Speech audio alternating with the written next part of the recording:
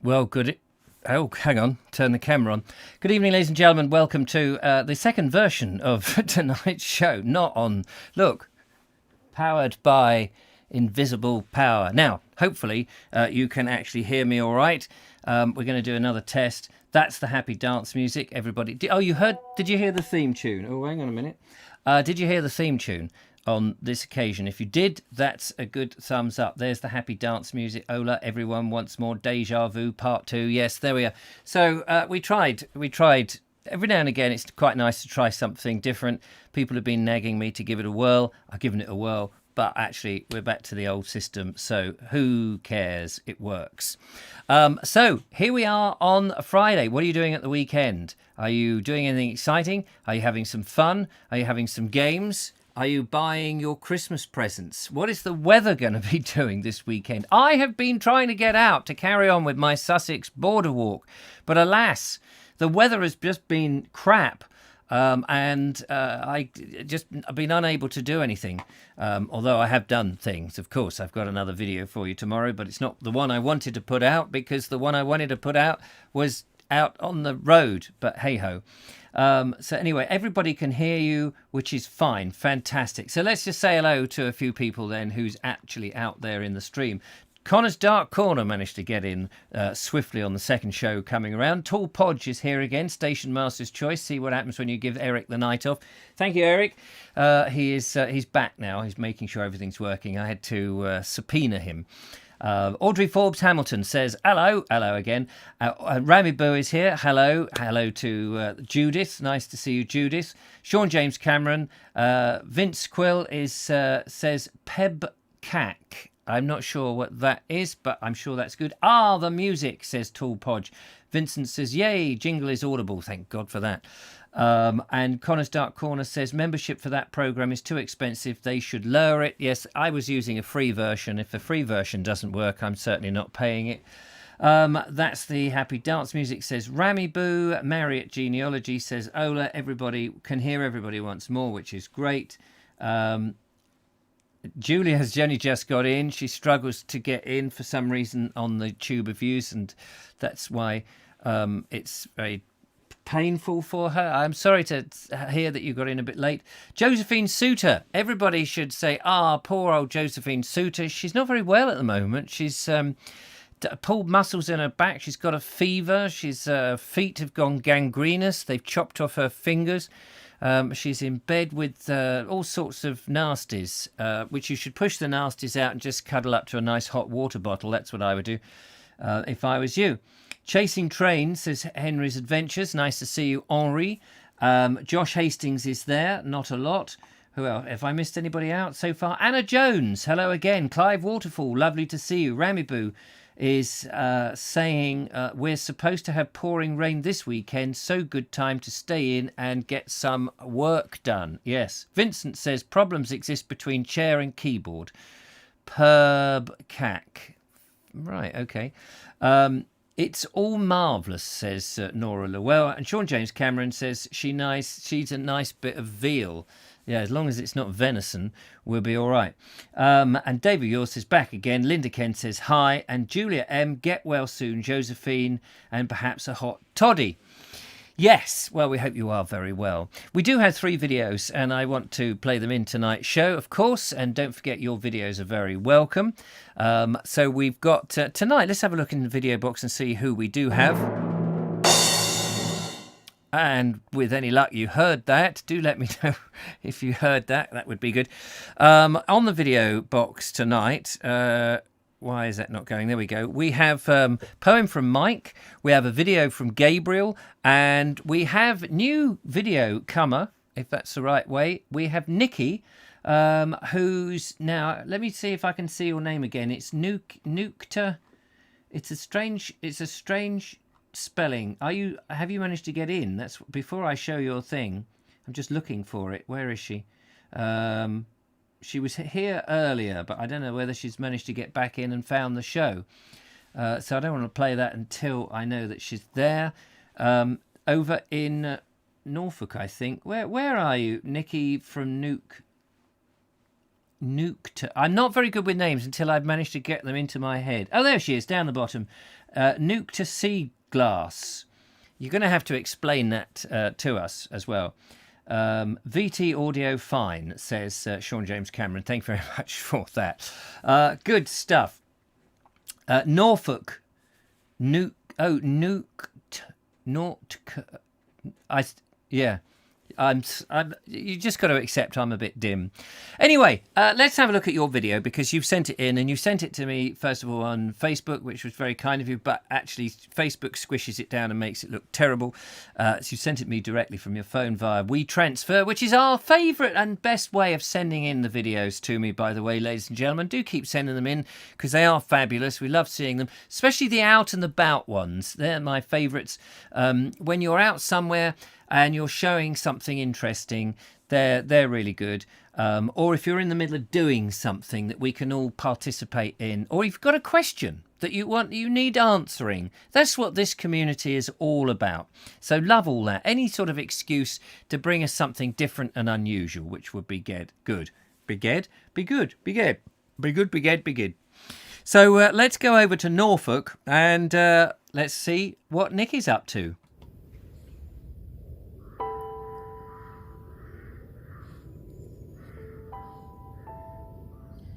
Hi Richard and the very, very lovely Julia. I'm at a church today here in Norfolk, and I just thought I'd film a little bit of a video because I know that you like churches. So it's an 11th century church in the village of Wellbourne.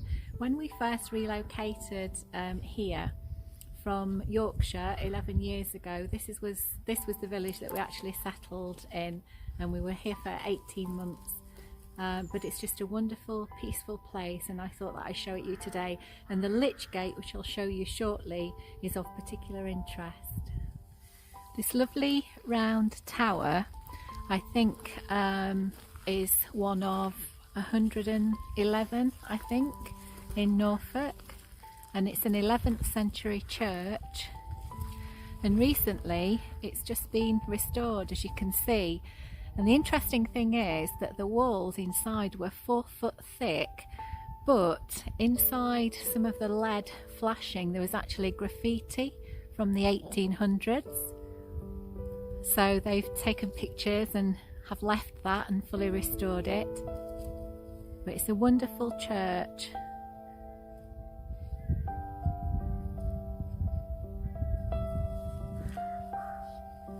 My favourite sound, apart from a cat's purr, is corvids in a churchyard.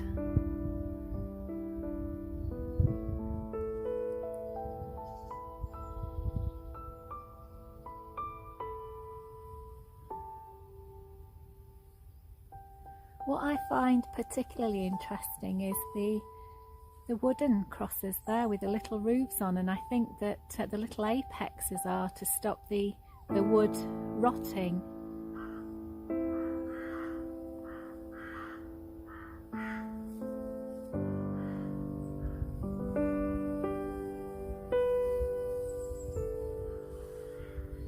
The weather vane on the top has been restored because apparently when they were restoring the tower, they took the weather vane down and there were holes in it, and it's a cockerel. So they think that somebody had been using that for target practice.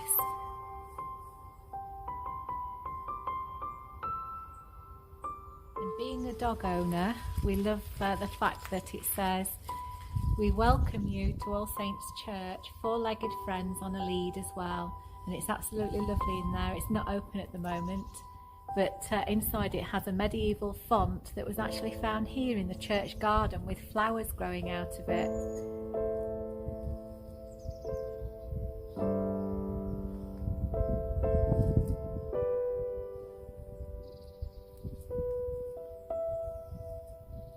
Another lovely feature of this churchyard is the path of reflection, which takes you all around the back of the church.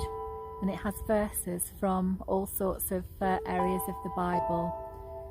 I'm not Christian, I'm Druid, but I still love the fact that reflection and solitude can be taken anywhere. Here is the schoolhouse, which stands at the side of the church.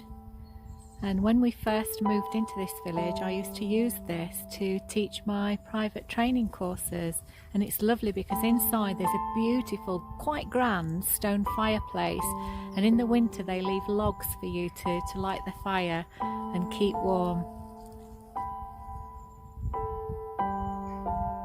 And there's the lovely lich gate again.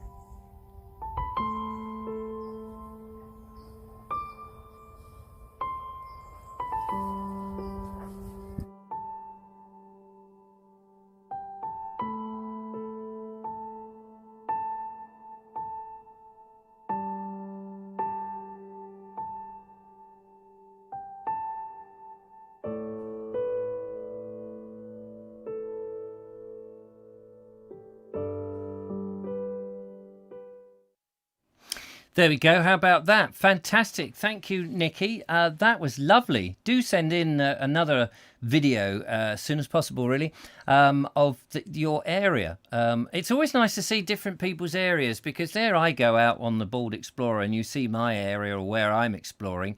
But the great thing about the Vobe show is people can show us all sorts of different areas around, and it's lovely to see them, and it gives us an idea of what it's like and if we want to go there. I did go to Norfolk last year. It was last year, I think it was, with young Kevin.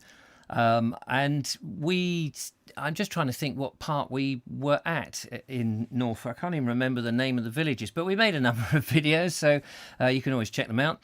Make sure that they are good, and they are good, so you don't need to make sure at all. Yeah, it's not an area I know terribly well. I used to drive into Norfolk a few times to do some of the corporate videos that I did for the radio stations up there, North Norfolk radio station, and Norwich, I think I went into. Is that Norfolk or Suffolk? Anyway, it gets a bit confusing all in that area, but it's a lovely part of the world. I'd be interested to know, you said that you stayed there for a few months, 18 months, was it, or 8 months? Nikki, where did you move to and why did you go? There's a question for you. Lots of nice comments regarding that video. Andrew Norris says, lovely that dogs, not logs. Logs are allowed in as well as dogs. That dogs are allowed in, but not birds. No, so if you've got a hawk, if you're turning up there as a knight and you've got a hawk, you can't leave the hawk at the door.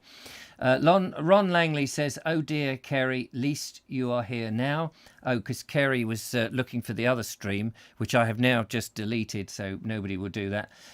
Josh Hastings says it's a lovely place. Awesome stuff. Thank you, Nootka Seaglass. Ron says, thanks. Clive Waterfall says, we've all been there. I haven't been there. Beautiful little church. Lots and lots of great comments on that. Andrew Norris says, really nice to see. My father lived there for many years, so any chance to see something from Norfolk is welcome. Oh, there we are, you see. So you've got to go out and get your cameras going. And over the Christmas period, when people aren't working, because I know you've all been working so very hard with your furloughed gin parties this year. So over the Christmas period, when you're having that break, do get out and make a little bit of a video, a little tiny walk somewhere, or a walk around a church, or it's somewhere that's of interest to you. Send it into the Vobes via WeTransfer. All the information is in the description, and it would be lovely to share it with everybody else, which would be superb. That was grand, says Edward Moulding, and indeed it was. And Linda Kane said it was very lovely. So there you go. And Josephine says, inspired me to want to do a video when I am feeling better. Thanks for showing us. And Josephine, we always like your videos, so get better. That's an order. And send one in. Now, the lovely Julia and I were hoping to go to Suter's Butchers in Pulborough, because we have heard that their pies are superb. All their other stuff is absolutely lovely, but I do like a good pie. So what flavour pie would you like if you could have any kind of pie? Now, that could be a pie for dessert pie, or a main course pie, and it's the main course pies I'm quite interested in. I think Julia tried a chicken and ham pie, if I remember rightly, a little small one. She said it was absolutely fantastic. We tried the venison on the show, and we've also done the Marmite and cheese sausages, which were great. And I'd like to do some more live cooking type things. And my son and his girlfriend, who live upstairs in the main master bedroom, who also share the house at the kitchen and the bathroom and all of that, they are moving out next year, hopefully early in the new year, but they can't do anything until after Christmas because of all the slow state of solicitors. You don't have to tell me about the slow state of solicitors. I know all about those because I've been trying to sell my dad's house, but never mind, that's a different story. And the point is that there's going to be some changes here at the old Vobes Towers. Because once they've gone and it's only me in here, I'm going to revamp a few things and add some extra studio space. That is the plan for next year. It won't happen all at once, but I want to focus a bit more on the Vogue show and have some more things going on. So keep watching this space. Andrew Norris says steak and ale. It'd be interesting to make some pies. Get the old Essie fired up and make some pies, because the Essie, being a wood-burning stove, is fantastic for that sort of thing. And I think I'd like to have a go at making my own pastry. If anyone's got a good making your own pastry method or indeed recipe, do send it down, and maybe we could try that live on the show. I'm sure you've got to have butter and flour and salt and stuff. And I'd like to try the, puff pastry and other types of pastry. I don't know what the other type of pastry is, to be honest with you. I'm not really a chef, but I'd give it a whirl. Steak and kidney with Stilton, says Kerry Baldwin. And Nootka Nikki says being vegetarian, cheese and onion pie. Yeah, that sounds lovely. The chicken pie was divine, says the lovely Julia. Yes, she didn't share it with me, by the way. I never got even a little morsel of it. Chicken and mushroom is my favourite, says Audrey Forbes, which is good. I like, in chicken and mushroom or chicken and ham, it's the sauce that they put in. How do they make that? What do they make that from? It's not just chicken and mushroom in a bit of pastry, is it? There's that lovely sort of peppery sauce. I love a peppery sauce. Steak and ale, says Julia M. Linda Kane says asparagus and mushroom from Turner's Pies. I want to make my own. I'm into the homemade stuff. I'd like to have a go. But I do want to try Suter's Pies because I think they are homemade. Temp and mushroom. Nom nom. Can you tell me what temp or tempeh is? What is that? I'd love to know. If anyone's brave enough, you can, of course, give us a call on 0793 4746 790 and tell us about your favourite pie. I am hoping that the phone works. There may be a moment, because I've rewired everything. So on this system, the phone may not work, but we'll give it a whirl and see what happens.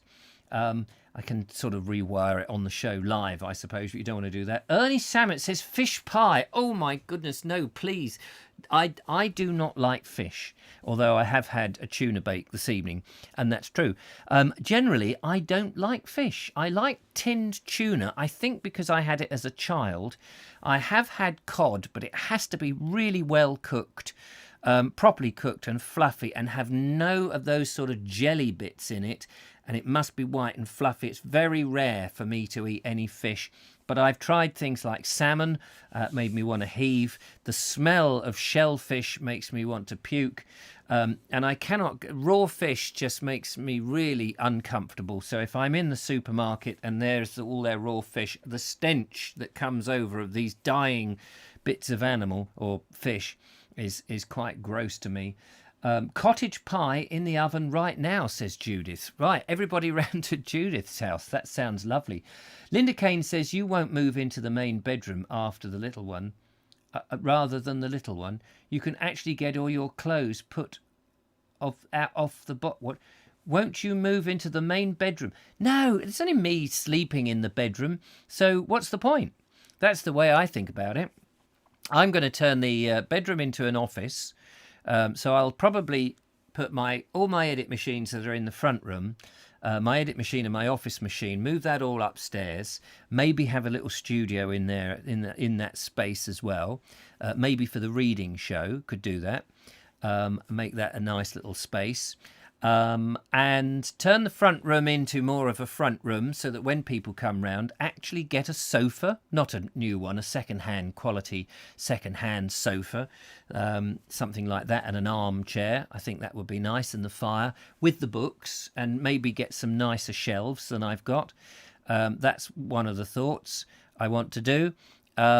And sort out this room, which is the back room, and get this a little bit better organised. I mean, it looks okay, but I want to reorganise all of this. It's just, it doesn't look, it looks okay on the camera as it is because it's dark, but it's just clutter. It's just clutter. So I want to work on the backdrop here and improve all of this.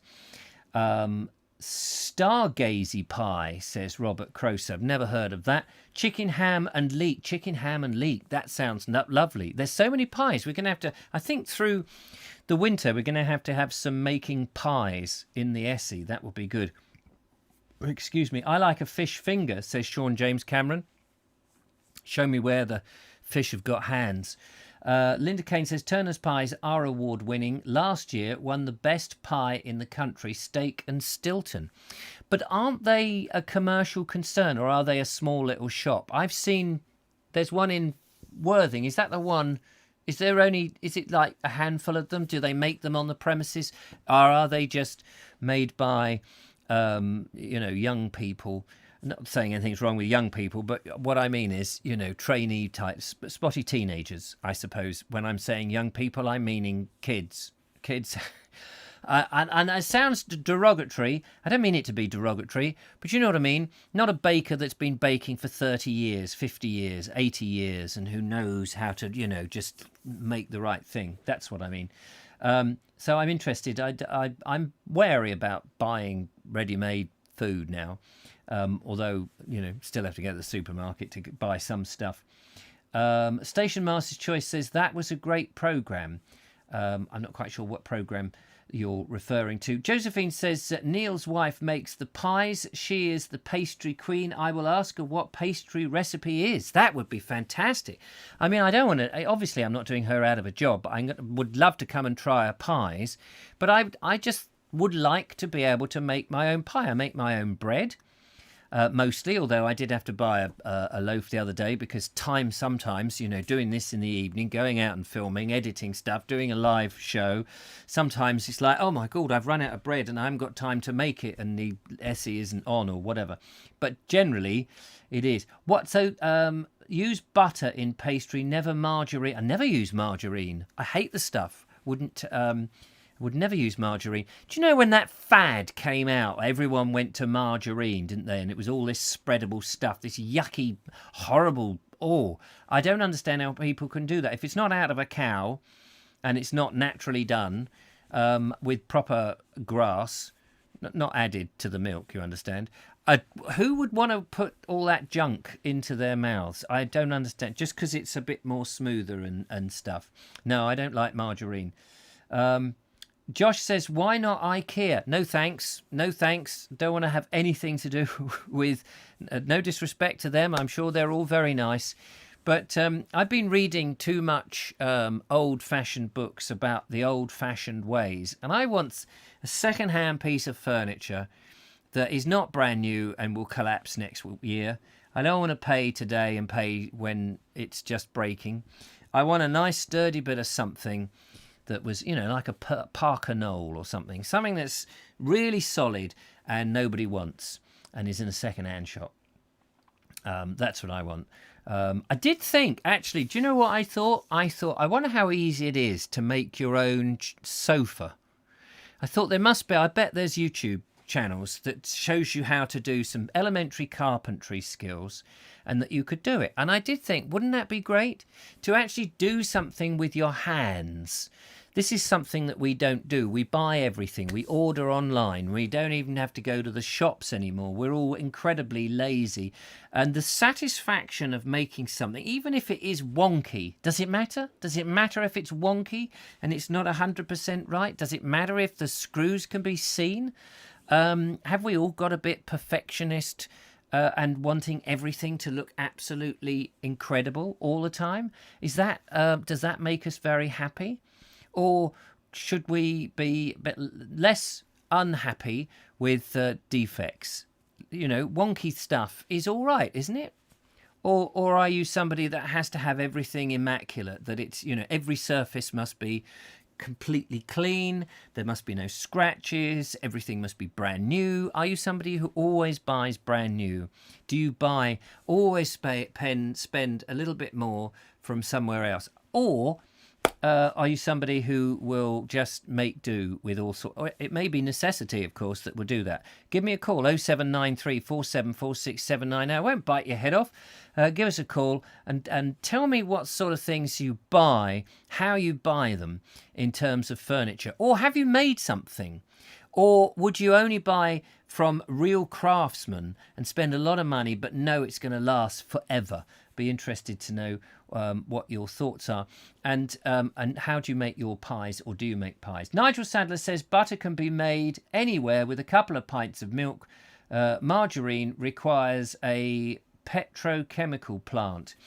Yes, I mean, butter does need cows, and it's better if those cows are, local. But you're quite right. But although a lot of the milk these days is, or all the milk, isn't it, is high, what is it called? Homogenized. So it's all sort of like mixed up. You don't get the cream with the this and all of those things. It's a shame. Whatever happened to the gold tops and the silver tops and all of that? Oh, I used to like that. It's all changed. Andrew Norris says, sure, my father had a book on a shelf, How to Make Your Own Furniture. There we go. That's exactly the sort of thing. Now, let me just see if the phone is working. Hello?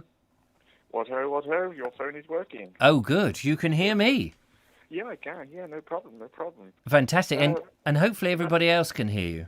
Well, let's hope so. About furniture. Yes.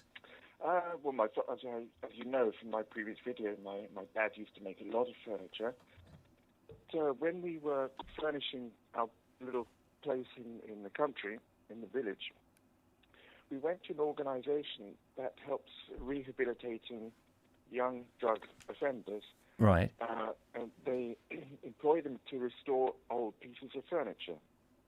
So instead of going to IKEA and buying this mass-produced stuff, we got some wonderful walnut wardrobes and chest of drawers, which had been restored by these young kids. It was really a really great organisation, and it's the furniture is in keeping with the house.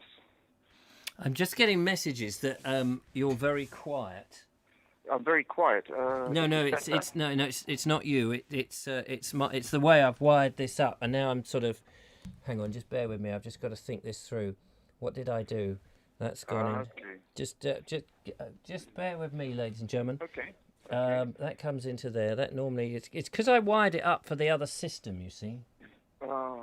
Messing around with technology. Yeah, I had it all working, and everyone's saying quiet, and I can understand that. Read the comments. Yeah, that people are struggling to hear me. Yeah. What about to say? But, what about now? I can hear me. I can hear you. You can hear me. Can the people in the chat hear me? I think that's better. I think my volumes were all over the place. Okay. Michael White, margarine was originally produced to fatten animals, but they gave it to humans. And margarine is mostly plastic. Yeah, I never understand why people buy stuff that's not natural. Because people are lazy. They want something that spreads out of the fridge straight away. Yes. Well, that's... Yeah, okay, people are saying it's much better, the quality.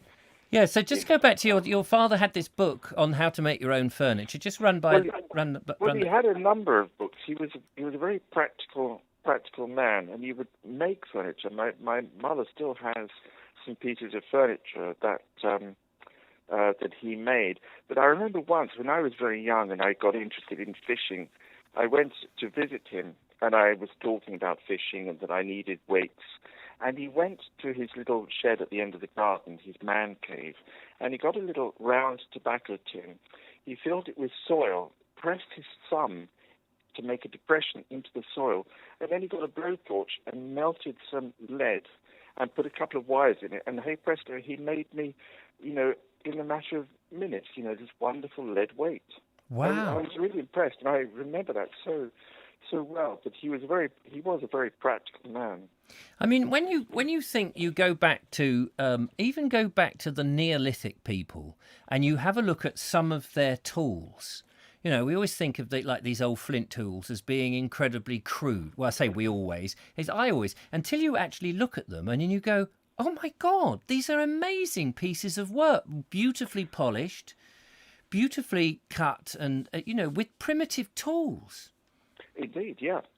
And people are very, very clever, and they've been able to create things with their hands in the way that no animal could ever do.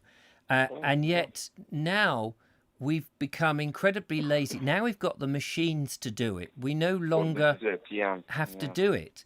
And I do feel that we're losing many, many skills that we ought to hang on to. I mean, when I was at school, in the 70s, I had woodwork and I had metalwork. No school has any of these skills, these crafts available for children in this generation, this age. No, I mean, I remember doing the joints, the tenon joint, I can't remember them all now because unfortunately, not unfortunately, but I didn't really have a woodworking workshop or anything like that at home. We learnt all those things, did some metal work as well, made something, came home, very proud and all that, and the parents looked at it and thought, what is it? Yeah. Well, my mother still has a fruit bowl that I made. But as kids, they used to have a penknife. You'd go out into the wood and you'd whittle. Yes. Who does that now? I know, it's very, very sad that we've got into a situation. I mean, I love the technology that we have. And of course, I'm using the technology that I just press buttons to operate. And lo and behold, I can make a film. But I'd still hark back to the days when I used to have to put in film into the camera and everything was a bit more mechanical because you couldn't really do that before. But you see some of the, like what you did with your now I'm never going to get the name of it again, what was the animated Panoramation? Yes, the panoramation. Yeah, that one. I mean, that is all from scratch, and effectively you've made a film. Yeah. I mean, it's staggering.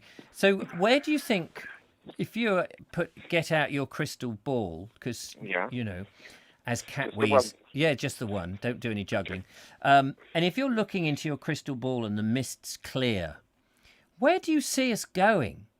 Are we going to lose those skills completely, do you think? Well, I try to be optimistic and think that things work in the kind of pendulum fashion.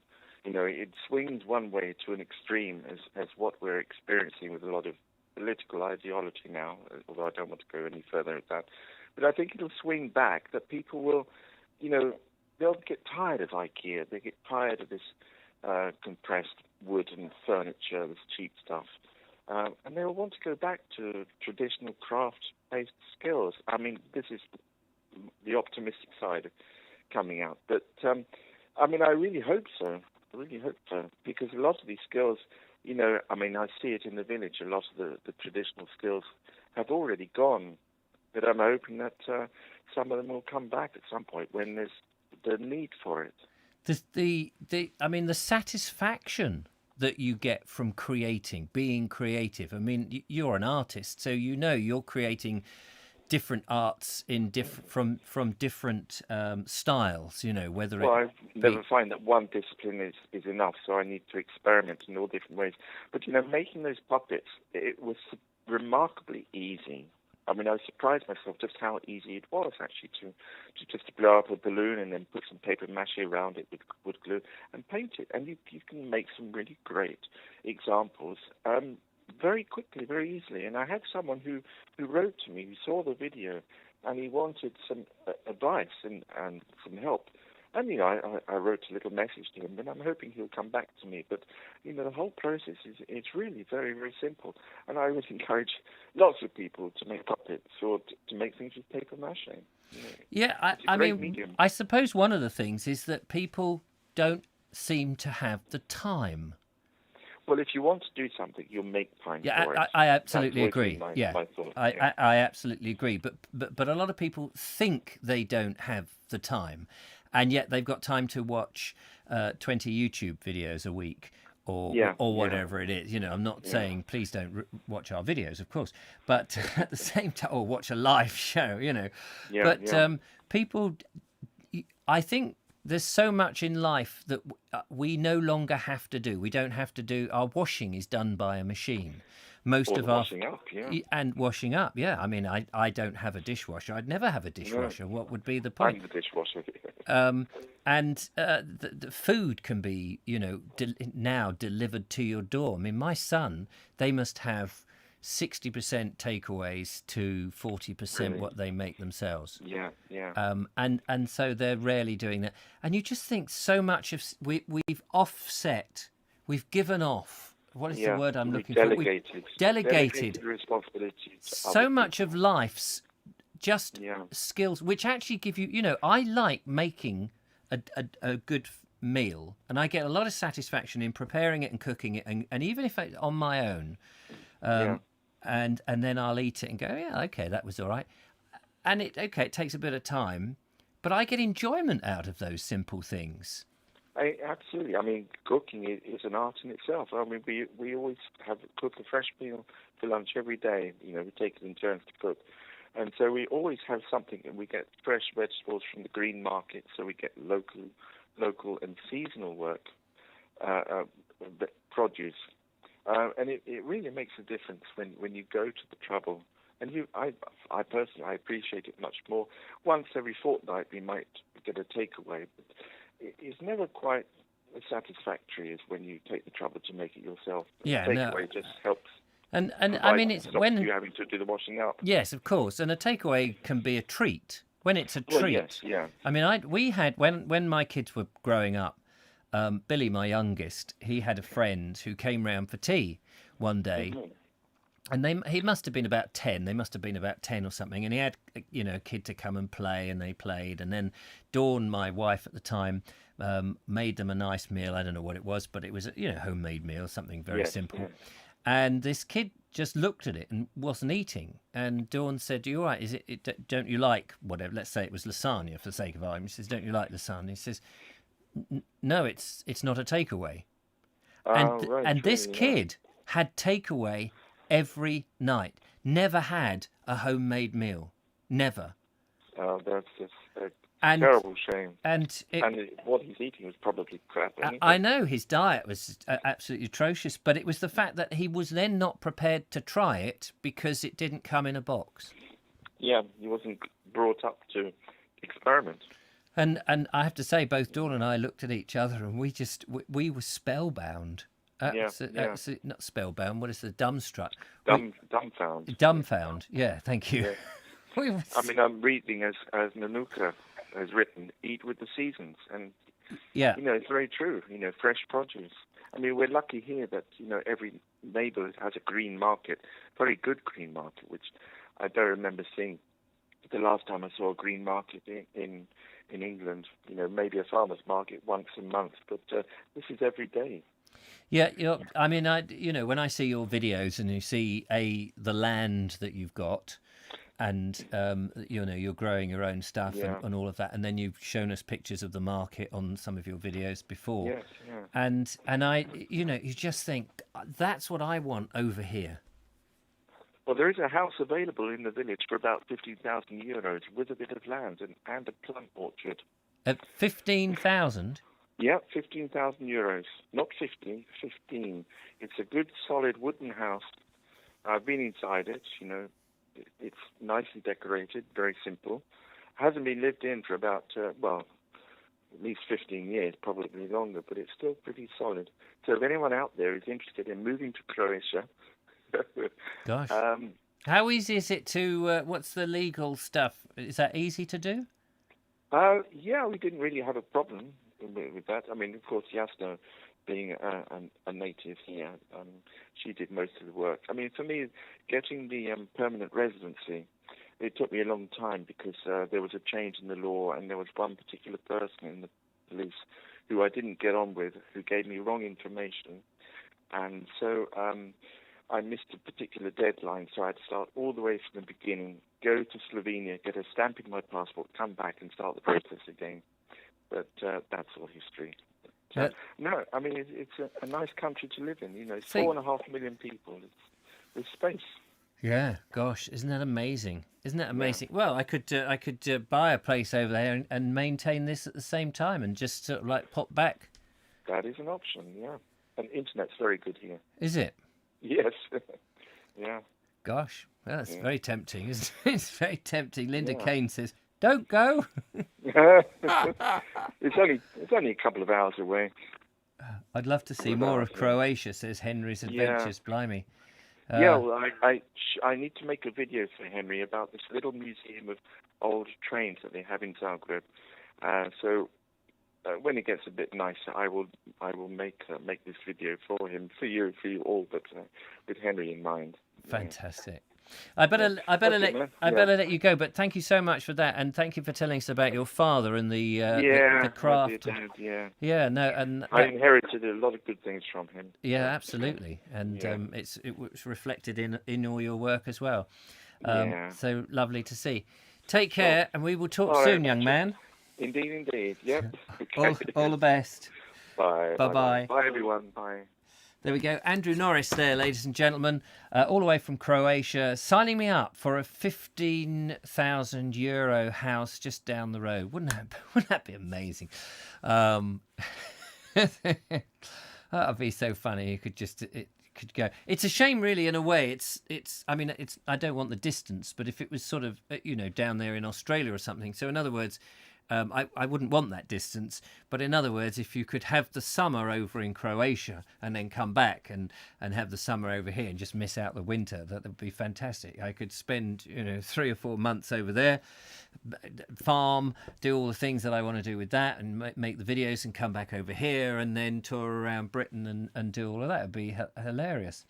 With lots and lots of comments coming on through there. Lots of people talking about washing machines and pies and things like that. Nigel Sadler saying here, talking about butter and stuff, which is great. We should take responsibility for our own lives, but we all need others to provide services which we can't do ourselves, says Mike Stevens. That's very true, I would say. Edward Moulding says there'll always be people with craft skills in the hobby world to keep them alive. Let's hope so. I think people will I just think ultimately it's in our DNA to want to do something and not have everything provided for us. And the more that is provided for us, I think the more that we will rebel against it. Nootka says, I don't have a washing machine. I don't have a dishwasher. Our neighbours in large new house think we're odd how we live. I can't understand. My friend Harriet, I always pull her leg. She lives on her own and she has a dishwasher. I just think, what do you need in your house? You need a knife, a fork, and a plate, a saucepan. You don't need all these things. And then if you've only got a small amount of saucepans and cups and things, then you just have to wash them up. If you've got hundreds of these things, they're going to pile up. Nothing wrong with a dishwasher, says Robert Croser. Yes, there is. Eat with the seasons like our ancestors did, says Nootka. Linda Kane says, I'm usually too impatient. I put butter on the bread and leave it to soften, says Station Master's Choice. Your ex-wife should have taken off him and... What's... Michael's... Oh, we have another phone call. Sorry, Michael. I was just trying to read that. Your ex-wife should have taken it off him and said it is now. Hello, caller to the show. Hello, Vobes. Hello, Gabriel. How the devil are you? Very well, thank you. I just want to ring up and completely concur with pretty much everything young Mr. Norris just said. Ah, yeah, well, he's a very wise man, isn't he? I can add a bit to it, though. Oh, good. That's nice. Otherwise, it's a very short conversation. Yeah, I will agree with Andrew Norris. Clever. Basically, I've actually built a chatty before. In fact, I built 2 in the past. You built. Sorry, you said that so fast. Say it again. You built. I have built sofas in the past. Oh, sofa. Yes, you built. Have you? Yes. Out of wood. One was out of wood and one was out of scaffolding. Scaffolding, there's a novelty. Yeah. Well, basically, it was an idea. A friend of mine did it, and I thought, oh, that's good. I'm going to do one of those. Imagine the design of a deck chair. Oh yes. But make it with scaffolding. Right. Make it wider. So you've got long poles, but you've got the same kind of mechanism with the same props using bolts. You can arrange it in any way you like, and then you use an old futon as the soft furnishing part of it and dot some cushions on it. Wow, there you go. Absolutely brilliant. Quite heavy, I would think, to collapse and move about. Well, you probably wouldn't, but then most people don't move their sofas. No, good point. Yeah, absolutely. Yeah, no, I'm just thinking of like an oversized deck chair. But no, what a clever idea. And another one was using old pallets.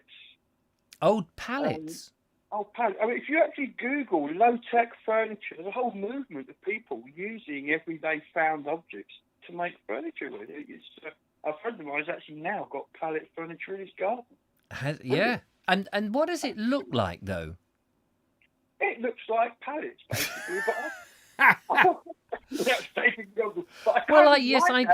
That was what I feared you were going to say. I mean, you know, when you go into a shop and you look at something, you think, "Oh, yeah, that's very clever," but I could never make that. And I'm just wondering whether, okay, they may have bigger machines to help you, but some things, just because a machine made it doesn't mean that you can't make it so that it still looks like that. It might mean that you need to understand, you know, for example, the sewing or the upholstery side of things, and the finding out how you make the frame, and all of that, and certain joints, so that the joints are a bit flush. And it might take you a couple of years to make this thing, because there's all these little processes to learn, and so what you end up with is a piece of furniture that may be perhaps not 100% beautiful, but it's on its way, as opposed to just something that's knocked up in an afternoon.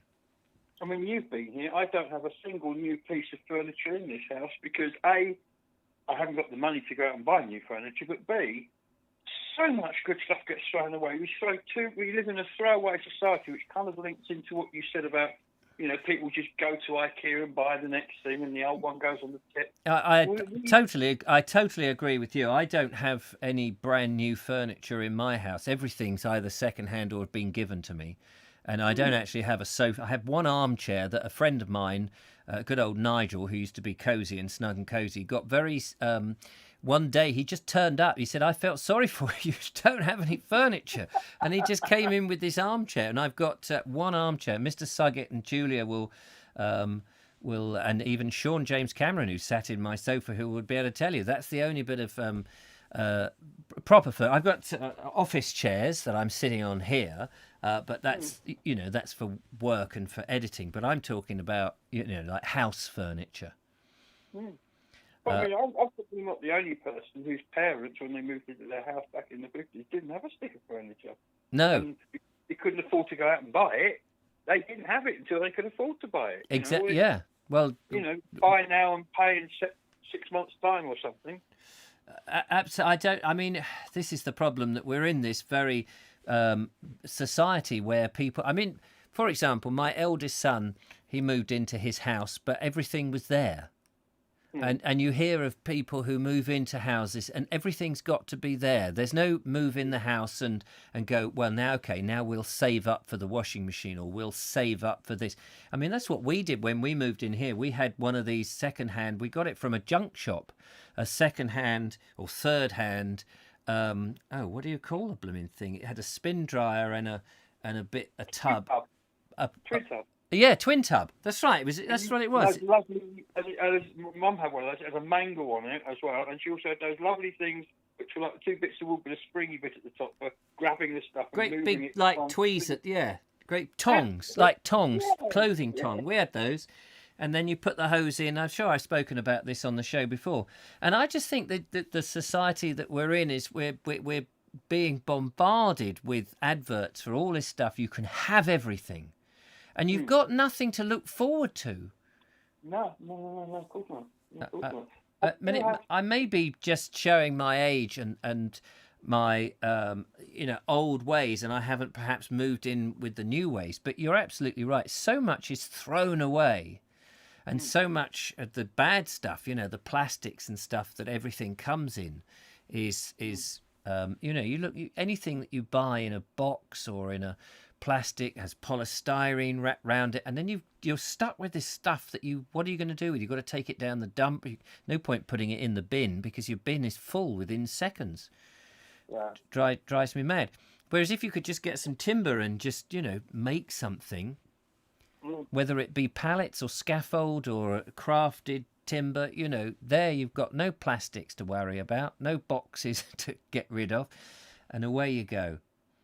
I do think some white goods, things like washing machines and stuff, because traditionally it was the women who had to do that, and I think, fair play, they're unpaid slaves, a lot of women, or they were in the past, not so much now, but, anything that makes the life of the drudgery of doing all the housework easier, I'm up for that. I think that's fair. But I think, like a dishwasher, like you say, I had a dishwasher for a while, and it just became where I kept my dirty plates, and then once a week I'd turn it on. And my mum washes things before she puts them in there. What's that all about? Yes, I know. I've seen people with dishwashers, and they wash them, and then they put them in the dishwasher, and you think, well, hang on, you're halfway there, aren't you? What's the point? You might as well finish washing them. Absolutely. I can't understand it. It's an interesting situation. We've got a video of yours to play in. Just give us a little bit of Jen on this, because on its own, all I know really is that you're testing out a piece of equipment. So tell the viewer what it is and what the setup is. Okay. I've been hankering after for a long time the 1-inch module to go on a 360 1R camera, and I've finally got it, and I've got to say, it's epic. It's absolutely epic. It's 5.3K, so it's a high resolution, which gives you even more latitude in post. So hang on a minute. For those people who are not technically minded, just explain. I'm sorry, because I know what you're talking about, but there'll be many people out there who don't. So a 1-inch, just explain. So you've got a 360-degree camera that normally takes in pictures all around you. Yes, it's a modular thing. It's like putting bits of Lego together. You can take that lens off and put this lens on. Yeah. And like a traditional camera in a way that you can change lens, like an SLR or a DSLR. You can change a lens, and this is a special new lens that you've got. Yes. And basically, it allows you to take really high resolution images. But the big thing about this thing is it's in darkness. It's like, I haven't got another camera that works like this in the dark. You can shoot in the dark and get beautiful videos of it. It's absolutely fantastic for low light. Wow. Because as you know, when you're shooting video, low light's your enemy. And a lot of these things, they come from America, or in countries, or India or places, or China or something, where they've got a lot of light. And then you buy these things, and you like with a GoPro or something, and you find that, oh yeah, wait a minute, we don't have that many days where it's really bright sunshine, like in San Francisco. We've got a dull, wet, miserable day, but I'm going out to have a look at a castle with some friends. And you come back with this grainy footage because the weather isn't being kind, and you want something. That's what we desperately need in this country, is low light capability that can make a grey, miserable day look half decent. Yeah, and this does that very thing. And this does that. Shall we have a look at it? Okay, then. I'll go away now. Lovely talking to you, young man. Thank you so much for calling in. My pleasure. Talk soon, buddy. Take care. Look after yourself. There we go. That's Gabriel Glastonbury, Gabriel even. And shall we have a look at his video with the new exciting lens? Let's see what we make.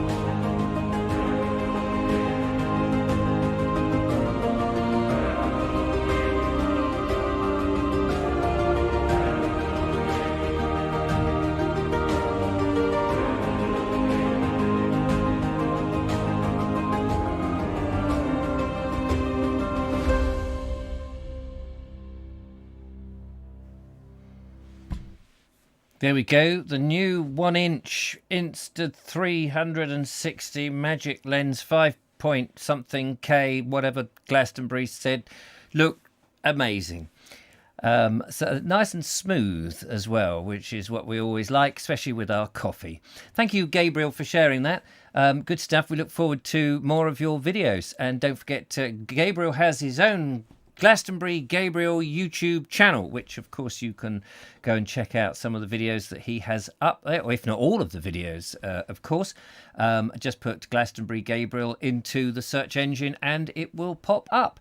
That's grand. Look forward to hearing more about your magic lens, which is great. And we have one more video to come in tonight's show. How are we doing? It's 9:10 in the evening. Lots of interesting and good comments there, which is great. And I like the one from Station Master's Choice, who says the music is haunting, expecting an army of medieval soldiers to come over the horizon any minute. It's always a tricky thing, isn't it? Getting the music right. And I think that's where that video looked really great with the music. You want something powerful and that has that time zone. I spend a fair bit of time these days, now that I use in my videos a production library, to try and pick the right bit of music, and I try not to get it too loud.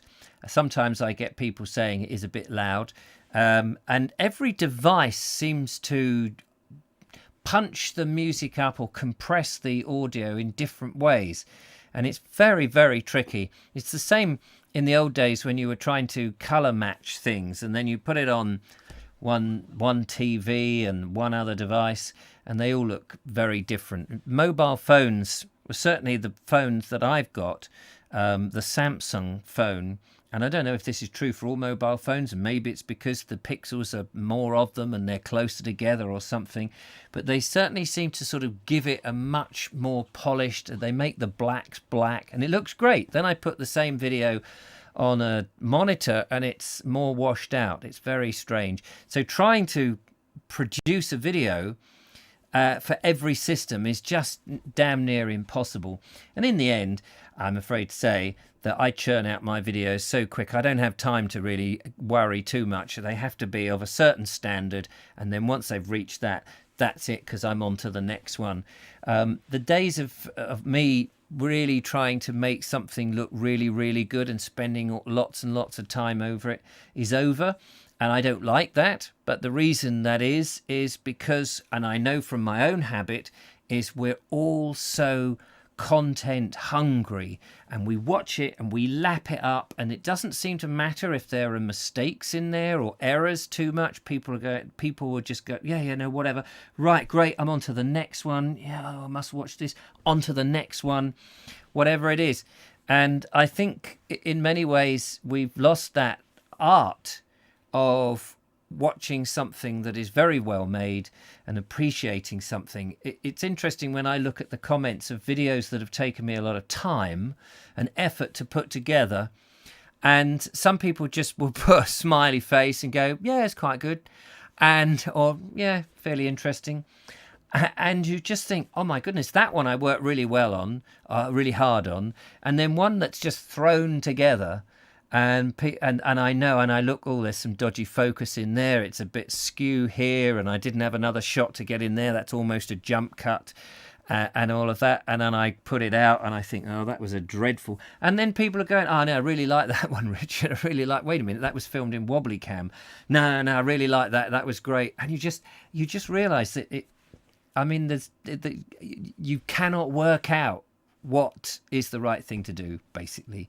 Other than make another video. Yeah, watch that. When's the next one coming? Dear, oh dear. Nigel Sadler, today it's a bit different from going to the cinema once a month. Yes, that's it. On YouTube and things like that, you don't have to pay. You don't have to go for the 3 and 6 seats, do you? You just watch it. Yeah, that's great, whatever. And all you do is you hear lots of people going, oh, if you want to support me, you could support me and I will try and make you more videos, as indeed I do. And actually, I have to say a big thank you to my patrons who do support me. I really very, very much appreciate it. I've just seen Elaine Whitelocks there. And I just wanted to say, I don't know whether you saw in the other day, I got your card, by the way, which is just up the back here. I don't know if you can see that. It's balanced precariously, otherwise I get it down. I did open it and show it on the show, on the last show. More natural, perhaps. Yes, I think people don't mind a few errors. They know if it's too polished. It seems to me that people think that maybe you don't need any money if it's too polished. If it's more amateurish, they realise that you need the money. I don't understand it. I look at my statistics today. Average engagement is between 10 to 20% better. 10% better not to look in future. I rarely look at my analytics. Somebody was talking to me the other day and was telling me when was the best time that people watched your videos and all of this, and was go by these analytics. And I think you can get just too wound up on trying to make these things the best and work and what are the numbers are and how are you against somebody. And in the end, you just do it. Just do it. I love what I do, and it doesn't matter really what the analytics looks like tonight. 96 of you at the moment are watching. Six. 90 have just gone off now. No, I'm kidding. They are. One's just gone off, and I'm not watching. I'm off like that, and it's no point worrying about it. I think that you just got to keep doing what you. I mean, every video I have will have 1 or 2 thumbs downs, possibly more. Some, for some reason, will have more. And I don't care. It doesn't matter. Thank God they've done something. I would worry if they didn't do anything. But they do, whether it's a thumbs down or a thumbs up. It don't make any difference to me. Station Master Choice says, I'm sure there are many who just don't appreciate the hours that go into making even a 30-minute video. Crikey, yeah, well, I mean, I make sort of between 10 and 15, and that's tough enough. 30 minutes, I think, that's a serious job. Leonard Smith says, content over style always wins for me, but each to their own, I guess. Content over style. What, in other words, more rather than less and nicely honed, I guess that's what you mean. Sorry about Monday, says the lovely Julia to Leonard, and I must have missed something there because I don't know what that's about. Vincent Quill says, make videos that you're happy with. You can't please people all the time. Oh my goodness, you can't. The worst thing to do is to ask people what they want, because half the time they don't know what they want. They're just happy to get what they have given, and you'll get a million different views. In the end, you've just got to, and it's taken me ages to learn this, and yet I still ask people. Connor's Dark Corner says, I know the feeling. Some of my most viewed are just thrown together ones, and ones I don't, and ones I try to get not very many. I know what you mean. Yes, and sometimes, and that's always the way. The thing is, though, if you then think, oh, well, I'll just throw them all together, somehow that doesn't work either. If you then just think, oh, well, I won't put much effort into this and just shove it up, and then you keep doing that, of course, people then, I think, get the impression, they go, well, if he doesn't care about it, why should I? Newt Gassiglas says, you are my breakfast viewing, a video each morning while I eat and digest. Gosh, that's very kind of you. I hope you'll enjoy. I mean, I put out a diverse type of thing. My niche gets expanded, it's like one day it's a walk, another day it's Philip Mercer reading, and it's like I do lots of different things, but who knows. Ron Langley says, it's your channel, Richard. If people didn't like you, it's your videos. Tough, absolutely. People give the thumbs up, show appreciation, while often thumbs down don't say anything. I don't really understand what the thumbs down option on there really is, because I would, in many ways, I'd rather know why, what it was they didn't like. It might be that they just think my facts were wrong, that I'm just ugly, or wearing the wrong outfit, or the video was too long, or it didn't get going enough, or I was too old for them. There's a myriad of things that they may not have liked, but ultimately, if you don't like it, just don't watch. Ultimately that's the thing, isn't it? But I do get occasionally, I get these trolls. who, they come out of the thing about trolls is they hate being called trolls, but they're the ones that will write to you and tell you how awful you are. Sometimes they do it and then they end with a smile, and you think, but why are you wasting your time? What is the point? Why waste your effort? Just go and watch the things you like. Why watch the things you don't like? I mean, I just have to laugh, because anybody I ignore them, of course, but I just have to think, gosh, you're wasting your time on me. Whatever for? Your life cannot mean anything if you're wasting your time emailing or messaging people that you don't like, and you think they're going to listen. Nobody's going to listen to anybody who says, do you know what, I don't really like you very much. And you just think, what do you expect me to do? Do you think that I will go, oh, yeah, I'll stop then because you don't like it, or I'll follow your wisdom here, and whatever strange wisdom that they had. You just think, gosh, it's so laughable. I don't think they understand it. Station Master Choice says, too much choice. Where is the NE gone, says Robert Croser. Did you not get the memo? Just go to nakedenglishman.co.uk. If you keep the trolls texting until the sun's come down, they turn to stone, says Michael White. Fantastic, that's the best idea. Robert Brailsford says, I've had no success in finding the NE, so I've given up trying. If you go to nakedenglishman.co.uk, you will find it there. I did send out an email repeatedly for a week to everybody who was getting it. But I found that a lot of people just weren't even opening the email, so I'm not surprised. It does make me laugh. It doesn't matter how many times you tell people something, they still don't read the emails. It's on Spotify. It's on 6 different platforms. I think it's on Apple, but it's on Anchor FM, it's on Spotify, it's on a number of others. Paul Cockrell says, I listen to it on Spotify. Thank you very much. Josh Hastings says, I think to have thumbs down in particular is a silly idea. It's quite rude anyway. Google Podcast, says Dave of Yore. There we go. I see, Nigel. I'll perhaps look in the morning. It's now publicly available. That's been a good move, because I used to get somebody who... Again, this made me laugh. Used to say, somebody has shared your podcast to me, as if it was like, oh gosh, aren't I clever? I've managed to get hold of your podcast, but it was only to your patrons. And somebody who I won't really tell you who it is sharing it. And it's like, well, the answer to that is I've just made it publicly available. So it doesn't matter now, does it? So it does make me laugh. We have another video, ladies and gentlemen. Before we go, let's go into the video box and see whom it is from. It is, of course, Mike Stevens with another poem for us. Another old poem from the old days. We've had quite a run of these. Thank you very much, Mike. It's been lovely to hear them. And this one, I forget what this is called, but Mike does a very good introduction of it anyway. And we get to see Daisy. That wasn't it, by the way. That's me pressing the wrong button. It's the other button at the top. Sorry about that. Here's Daisy again. And this is Mike again. Tonight's poem is by an old English poet called George Herbert, writing in the early 1600s.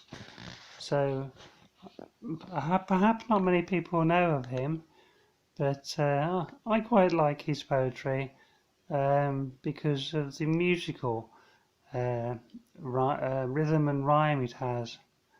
Perhaps not knowing and understanding all the words, but that's sure the resonance these words have. Here is his poem called Christmas, for this time of year. All after pleasures as I rid one day, my horse and I both tired, body and mind, with full cry of affections quite astray, I took up in the next inn I could find. There when I came, whom found I but my dearest lord, expecting till the grief of pleasures brought me to him, ready there to be all passengers' most sweet relief. O thou, whose glorious yet contracted light, wrapped in night's mantle, stole into a manger, since my dark soul and brutish is thy right, to man of all beasts be not thou a stranger. Furnish and deck my soul, that thou mayst have a better lodging than a rack or grave. The shepherds sing, and shall I silent be? My God, no hymn for thee. My soul's a shepherd's too, a flock it feeds of thoughts and words and deeds. The pasture is thy word, the streams thy grace, enriching all the place. Shepherds and flock all shall sing, and all my powers outsing the daylight hours. Then we will chide the sun for letting night take up his place and right. We sing one common Lord, wherefore he should himself the candle hold. I will go searching till I find a sun, shall stay till we have done. A willing shiner that shall shine as gladly as frost-nipped suns look sadly. Then we will sing and shine all our own day, and one another pay. His beams shall cheer my breast, and both so twine, till even his beams sing, and my music shine. So that is George Herbert's Christmas, written in the early 1600s. Saying good night now from Mike and little Daisy. Good night. There we go. How about that? That is Mike and his Christmas poem, which is apt. I think maybe I should start looking up some Christmas poetry or some Christmas prose or something as we approach the celebration, the winter celebration this year. It's not that long to go, is it? Christmas is coming and we must get cooking. So Lee Lawson was watching the show earlier and she's just emailed me actually and said, hey, I've got a pastry recipe for you and I've got it in an old book. It's an old Stork SP cookbook. Here it is, look. Pastry. Basic pastry is made from a combination of fat, plain flour and water. The type of pastry depends on the proportions of fat to flour, and that determines the amount of water to be added, the method of preparation, and the temperature at which it is baked. And so we've got different ones in here. We've got the all-in-one short crust pastry. We have cooking short crust pastry. We have rubbed-in short crust pastry, biscuit crust, and sweet pastry, and a whole load of useful hints. So, Lee, thank you so much for that. How it's interesting to have that. And I love it when stuff comes in the middle of the show and we can then, share it with everybody else. And this is where I want to take the show in the future. I want to get some much more interaction. As I say, all this will happen next year when the house is more available. Hopefully by that time I would have had my father's house sold, so I can have a little bit of money to invest in the Vobes show and make it a bit more entertaining and fun going into the future. So that would be good. Anyway, I think that's it for tonight. Thank you so much for joining us. It's 9:30 now. I know I said I'd give you an extra 7 minutes, but I lied. But I've given you an extra half an hour because normally this is down to about, whatever. Let's see if there's any interesting comments out there. What about V by Tony Harrison, says Dave of Yore. Lots of thanks to Mike. Thanks, Mike. Well done, Mike. Good night, Daisy. Lovely to see Daisy. We want to see more of Daisy. Thank you, Mike and Daisy. Yes, V would stir a few emotions, Dave, says Andrew Norris. I'm not quite sure what that's about. Is that a poem? I would like to hear you recite Kipling, if... yes, that would be a good one if everyone around you is losing their heads or whatever it is. What about Mr. Pastry? Yes, there you go. Always love your poems, says Glyn. In my northern brogue, says Robert Croser. And Glastonbury Gabriel says, what about Kipling's Angel Cakes? Yes, there we are, Mr. Kipling's Angel Cakes. I've only got the pastry section of the cookbook, so I can't do any more than that. Enjoyed my first show, says Nootka Seaglass. I'll be back next time. Thank you very much. Thank you for the videos. So thank you to... I've got to get my head round how you say that. Nootka. Is that right? Nootka?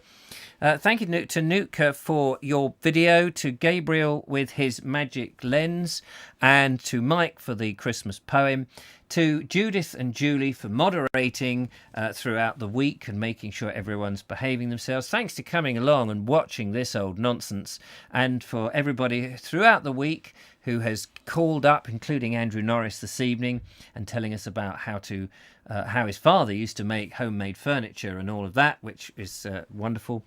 And I will be back with shows next week. Reading show, of course, the Vobes show. There'll be a video tomorrow, and hopefully videos next week. Just hoping the weather is going to improve so I can get out and about, but we'll do our best. And, of course, the Naked Englishman podcast, behind the scenes of a YouTube creator, is available at nakedenglishman.co.uk. Very simple website. Or it is on 6 of podcast catchers platforms. If you're into podcasting, just check out The Naked Englishman and you should find it. So there we go. And if you feel that you enjoy this stuff and you want to support a bankrupt young fella who's not actually bankrupt but destitute, then do throw some cash my way. Go to baldexplorer.com and you'll find the PayPal business there. But I hope you have a wonderful weekend, and I will see you soon. From the Vobie One-Eyed Kenobi here in jolly old Worthing, thank you for watching. Take care. Look after yourselves. Bye for now. Bye-bye.